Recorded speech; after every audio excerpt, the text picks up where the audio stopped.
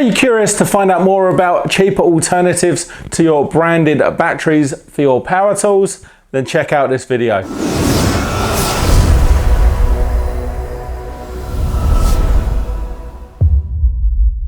Hi guys, welcome back to another one of my videos. My name is Ross and today we're going to be talking about my ever-growing AEG tool collection.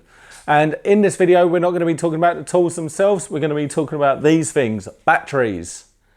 So a battery factory outlet has reached out to me and asked me to test a couple of their 7 amp hour batteries that fit my AEG tools, which I was more than happy to do because the price of these AEG batteries is going through the roof. So I wanted to look at alternatives and this has given me the perfect opportunity to test on the product whilst also looking at the batteries themselves to see how they perform. Now, this is like the 7 amp hour battery. There's actually not a 7 amp hour battery from AEG. There's only a 6 and an 8.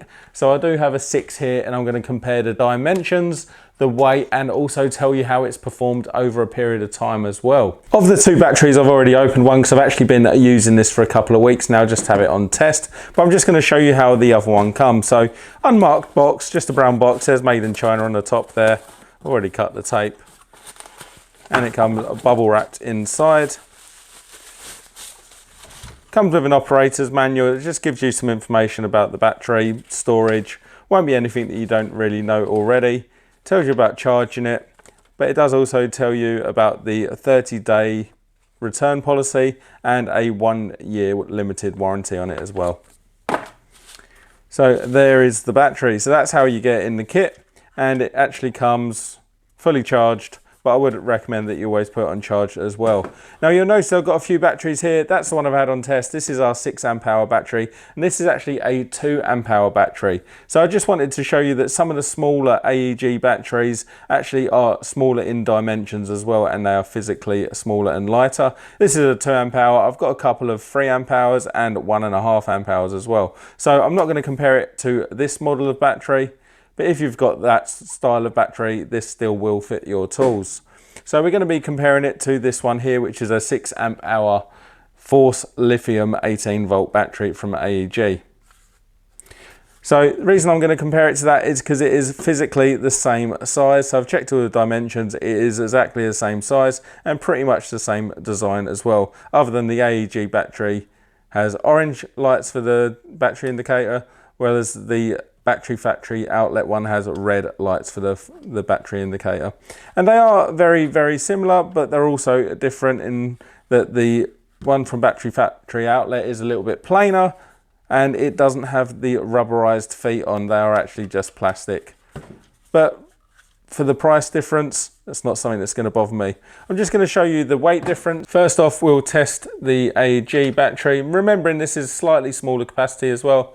That is 811 grams, whereas our replacement battery is actually 703 grams. So it's quite a bit lighter. I don't know if that's a good thing or bad thing. Maybe some of the rubbers made a bit of a difference. I mean, it doesn't feel like a cheap product. It feels like a quality product. It just doesn't have those rubberized feet on there. I'm not sure how much that bothers me, but I thought I'd make it clear that it doesn't have that.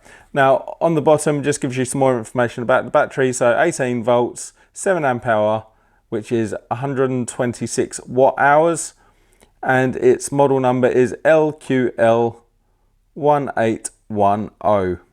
Battery type is lithium ion. So it is still a lithium ion battery, and like I say, you can see from this one, it's got a couple of scratches on the bottom there, and that's because I've been using this one now for a couple of weeks. And to be honest, it's performed really, really well. And the reason I say they performed really well is because I've actually got a few tools that don't work really well with the smaller batteries, like this one here. This will often get stuck and then it overheats and you have to take the battery off and then pop it back on with the smaller batteries. However, with this battery, I haven't had that problem. And I have the exact same problem with my angle grinder, especially when I have that attachment and I'm cutting through some small branches. This one doesn't have any problems at all, but if I use a smaller battery with less capacity, it will often overheat and then I have to pull it off and then pull it back on again. Whereas these have not had that problem at all. Another good indicator for me is the duration that the batteries are actually lasting, especially when using tools like this to pump up your tires. It will often drain batteries really, really fast. Now with these new batteries, I haven't had any battery depletion quicker than I would have had from, say, the 6 amp hour AEG battery at all. I'd say they're very much on par. Wouldn't say it was any sort of lasted any longer, but I wouldn't say it was any shorter. Let's get down to business. What is the price difference between the two?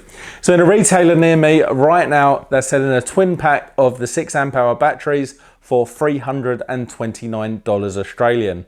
And if you want to go up to the 8 amp hour battery, you're going to be paying $399 Australian.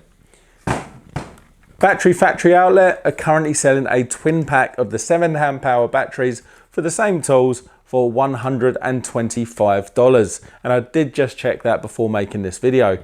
And they also make all sorts of bulk buying deals as well. So make sure you check it out on the website. I will leave a link in the description below. Now there are a couple of minor downfalls in this battery, and that's probably me being overly critical.